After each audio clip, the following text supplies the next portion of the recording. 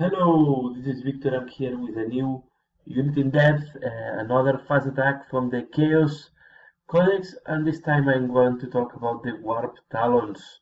So let's look what we have in that unit. For 160 points, we have 4 Warp Talons and a Warp Talon champion. So the Warp Talon have the same profile as the Space Marine, and the champion have the same profile as the champion Chaos Space Marine. So this means that they don't have really special stats on that aspect. They are jump infantry and the character is jump infantry character. So nothing really, this is the same as, for example, the Raptors that we have seen the other day. They are equipped with a power weapon, 2 lightning clouds, and jump pack. So this means that they are really focused on the close combat. The lightning clouds is a good weapon. Having 2 means that they have 2 attacks, plus 1 when they assault 3 attacks, and they can reroll 2 wound. So it's not a bad close combat weapon with AP3. The rules, the champion of chaos, the champion has champion of chaos rules. So this means that he has to accept and issue challenges. They are demons. So that means in that case that they have the 5+ invulnerable save and they cause fear. And they have the Warflame Strike rule, means that any unit that is 6 inches when they arrive in deep strike goes like hit by a blind weapon. So they have to do they have to pass an initiative test, or we reduce the shooting ability to 1. You might add up to 5 additional talons for 30 points model. So it means that you can go to 310 and then have 10 Warp Talons. And the Warp Talon champion might take Gift of Mutations, so you can boost him a little bit on close combat. They can take the Mark of Corn for 4 points, a model. The Mark of Thanks for 6 points, a model. The Mark of Nargel for 4 points, a model. The Mark of Slaanesh for 3 points, a model. And the unit may also take Veterans of the Long Wars for 3 points. So that means that you will add +1 to leadership, what is not bad on that unit. And they will they're fearless, so they don't need really this leadership, and they will have perfect enemy Space Marines. So how I see this unit on the battlefield, and first of all, it's a unit that is not easy to use, because if you come in deep strike, means that this unit is not useful until turn 3 in the best of the cases, because you're already in deep strike in turn 2, but you cannot assault the turn that you arrive. So this unit can only do damage up to turn 3 if you arrive in turn 2. If you are unlucky with your rolls, can be that they only be effective in turn 4 or in turn 5. So it's quite late. So I'm not sure you want to come from deep strike on that unit. The other thing I see is they are quite fragile. They're still Space Marines. They have the Demon invulnerable save, so the 5+ invulnerable save. But this is not amazing, and if you go into terrain, this invulnerable save is almost jeopardized. You don't need it anymore. And you're paying 160 points just for a Space Marine. That on top, they are not better than other Space Marine in close combat.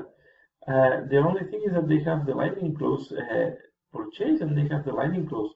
The weapon is good, but the profile for close combat is not that good.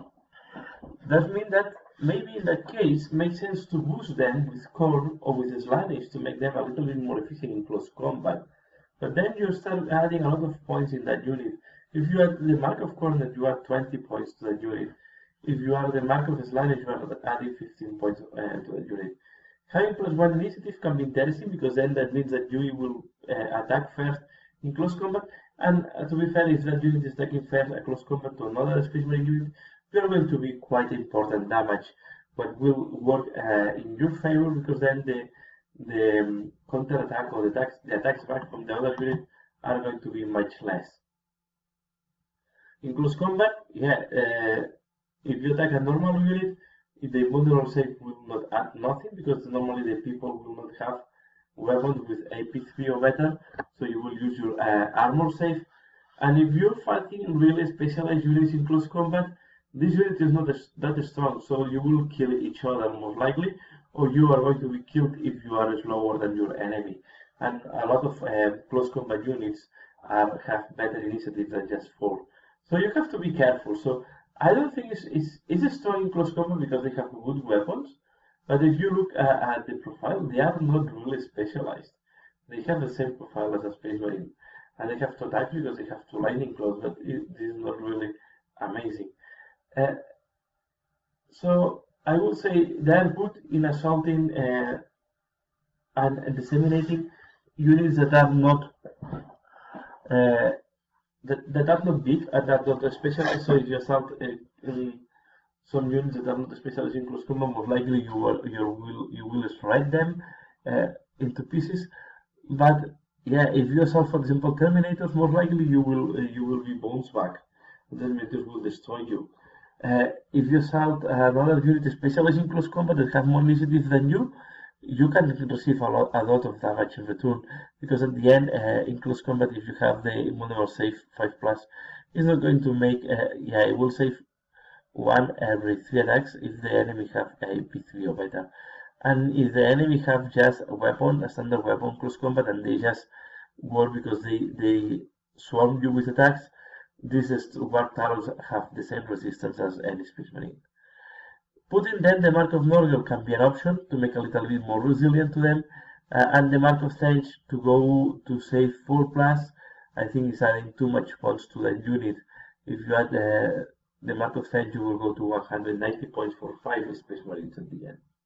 So, as you see, it's not a unit that can go crazy into close combat. It's not for a frontal assault. It's not a unit for a frontal assault. It's a unit for sneak attacks on the flanks just to capture objective by assaulting small units that are holding an objective. For example, if there are 5 tactical Space Marines just holding one objective, you can use the Warp Talons to assault these 5 Space Marines and clean them up and claim this objective. And then in the next turn, if you are not killed, try to go for another objective. So this is the way, and try to avoid to have this unit in the middle of the battlefield where there is the most firepower of your enemy. This unit will not resist a lot of firepower against them. So yeah, it's a unit that can have a good punch, not amazing, to be fair, it's not an amazing punch, but it can have a good punch against units that are not specialized, have good mobility thanks to the jump packs, and I think the best way to use it is to do sneak attacks. Put them in the flanks where the enemy don't have the bulk of the army, where the enemy cannot concentrate a lot of shooting on that unit. Try to use cover, try to use the buildings to block lineups up to that unit, and just do sneak attacks. Try to kill a unit here, a unit there, but without engaging to really Death Stars, close combat units, or without engaging units that are really specialized into close combat. I'm thinking if you assault Gen Stealers with these guys, you can be bounced back at the end because the Gen Stealers will be faster than you, and if they start having running, they can destroy you at the end. So you have to be careful to who you assault in the close combat. And I think that's all for now. I think that is all what I want to share. It's not a unit that I use it a lot.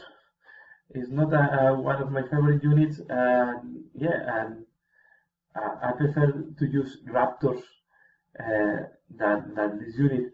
To be fair, in the fast attack, I think they are much stronger units that can do much more for your army than what the Warp Talons can do. I think, and if you want some good close combat attacks, normally you will use the Demons as a line where you have really strong and fast close combat units. So yeah, that's all for this review. The miniatures are amazing. If you want to collect them, they are nice miniatures. And yeah, but you have to be careful because in the close combat, on the battlefield, they are not the best unit. That's all for now. Please let me know how you do use them. If you like them, just let me know. If I'm wrong and you have tactics to use them efficiently on the battlefield, also let me know. That's all for now. Please like if you like it, subscribe if not, subscribe it. And if you want to support this channel, you can support me in Patreon. That's all for now. Thanks a lot for watching and see you again later. Bye.